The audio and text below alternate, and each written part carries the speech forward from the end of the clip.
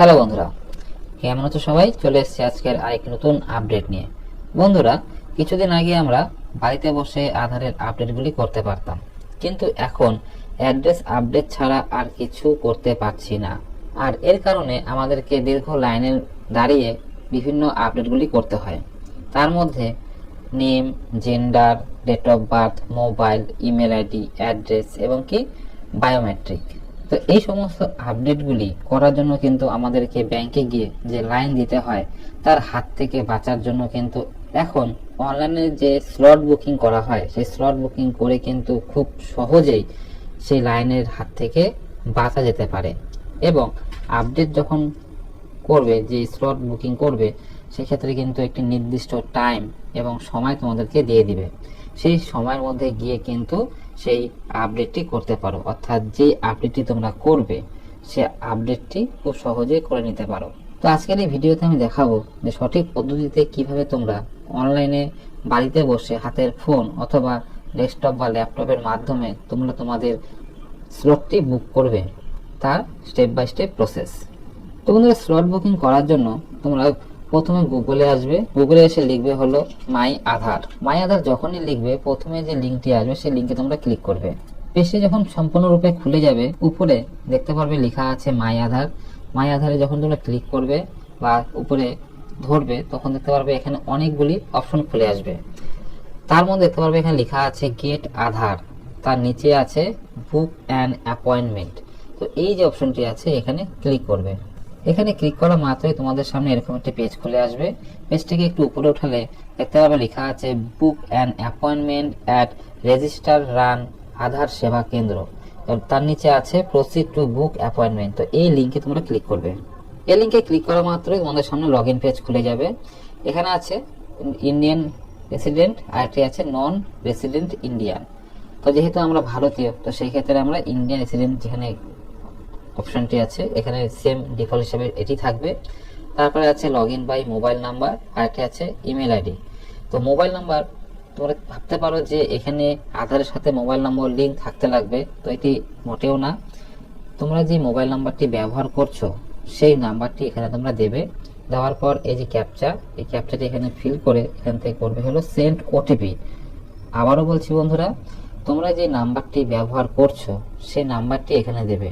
আধারের সাথে মোবাইল নম্বর লিঙ্ক থাকতে লাগবে সেরকম কোনো ব্যাপার নেই।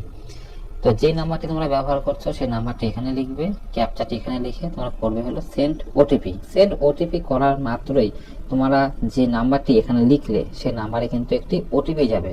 সেই ওটিপিটি তোমরা ডান দিকের ঘরে লিখে এখান থেকে করবে হলো সাবমিট ওটিপি।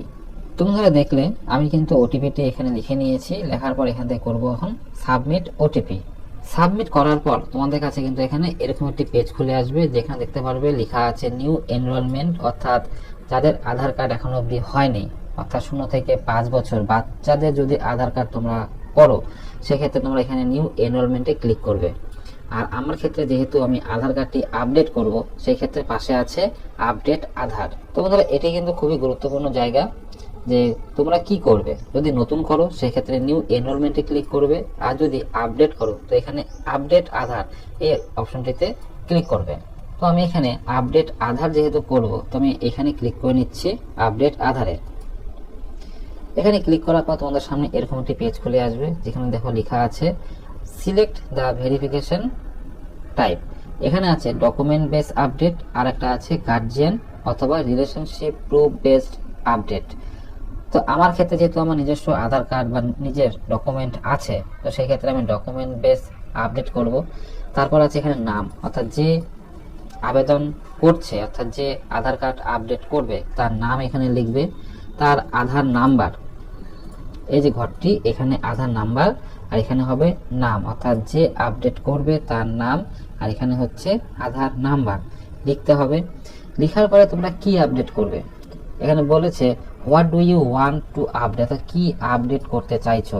এখানে সবকিছুই আছে, নাম, gender, date of birth, mobile number, biometric, address, email ID. তো আমার ক্ষেত্রে বন্ধু এখানে আমি বায়োমেট্রিক আপডেট করব, তো সেই ক্ষেত্রে আমি এখানে বায়োমেট্রিক নিয়ে নিচ্ছি। তো তোমরা যদি চাও সেই ক্ষেত্রে কিন্তু আরও কিছু আপডেট করতে পারো, মোবাইল নাম্বার হতে পারে, ইমেল আইডি হতে পারে। তো তো আমি এখানে বায়োমেট্রিক আপডেট করব, তাই এখানে বায়োমেট্রিকে ক্লিক করে নিয়েছি। এখানে নাম লিখে নিচ্ছি, তারপর আধার নাম্বার, নাম এবং আধার নাম্বার আমি এখানে কমপ্লিট পেজটি আর কি ফিল করে নিয়েছি। এবার এখান থেকে করতে হবে প্রসিড করার পর তোমাদের সামনে আরেকটি পেজ খুলে আসবে, যেখানে দেখো লেখা আছে ডকুমেন্ট বেস আপডেট। তো যেহেতু আমি ডকুমেন্ট বেস আপডেট করব, তারপর কি আছে এখানে আমার নাম, অর্থাৎ যে আবেদন করছে তার নাম এখানে শো করবে, আধার নাম্বারটা এখানে শো করবে, আপডেট বায়োমেট্রিক্স। তো যেহেতু বায়োমেট্রিক আপডেট হবে, তাই সেক্ষেত্রে এখানে ইয়েস অটোমেটিক চলে এসছে।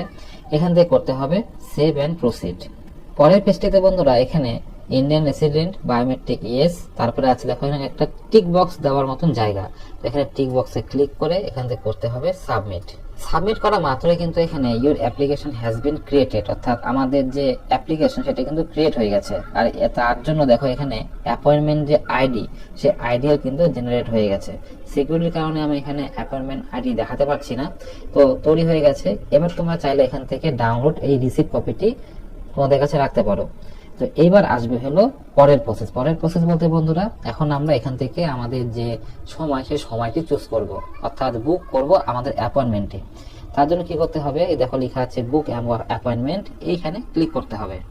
উপরে আছে সার্চ এনরোলমেন্ট সেন্টার, অর্থাৎ তোমরা যেই স্টেট থেকে আবেদন করছো সেই স্টেটের নিয়ারেস্ট যেই সিএসসি সেন্টারগুলো আছে বা রেজিস্টার্ড সেন্টারগুলো আছে, সেগুলো কিন্তু এখানে শো করবে।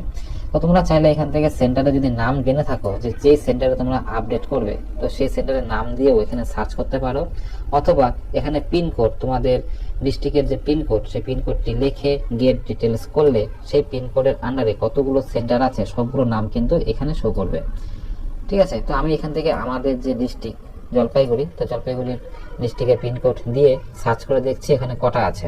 পিনকোড লিখে গেট ডিটেলস যেই তোমরা করবে, তো দেখতে পাচ্ছ আমাদের সামনে কিন্তু এখানে একটি মাত্র সেন্টার রেজিস্টার্ড করা আছে, আর সেটি হচ্ছে কোথায়, নতুন পাড়া সার্বজনীন দুর্গাপূজা গ্রাউন্ড জলপাইগুড়ি। এই যে অ্যাড্রেসটি আছে, এই অ্যাড্রেসে কিন্তু আমাদেরকে গিয়ে আপডেটটি করতে হবে।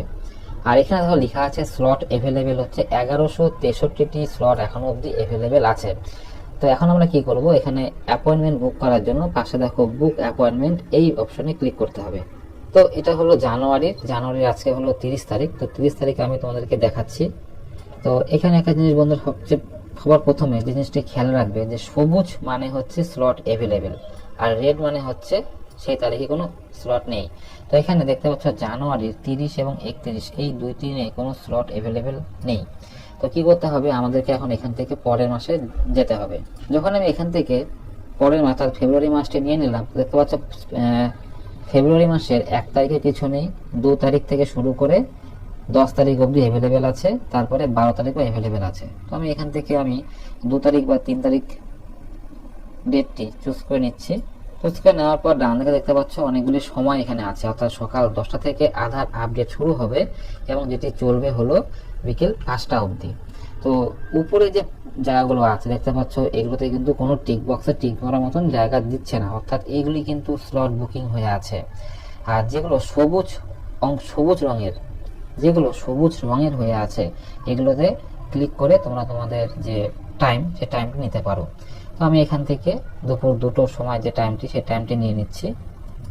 দেখতে পাচ্ছ এখানে টিক করলে টিক পাশে টিক চিহ্ন চলে এসছে। এবার কি করবে, এখান থেকে উপরে উঠাবে, তারপর করবে হলো সাবমিট করা মাত্র তোমাদের কাছে কিন্তু এখানে কনফার্ম ইওর বুকিং। তো এনরোলমেন্ট সেন্টারের নামটা এখানে শো করবে, সেন্টারের অ্যাড্রেসটি শো করবে। আমরা সিলেক্ট করেছি ফেব্রুয়ারি মাসের 3 তারিখ দুপুর 2টোর সময়। তো সবকিছু কিন্তু এখানে শো করছে। পেমেন্ট করতে হবে 100 টাকা। তো এবার কি হবে, এখানে এই কনফার্ম বাটনে ক্লিক করতে হবে।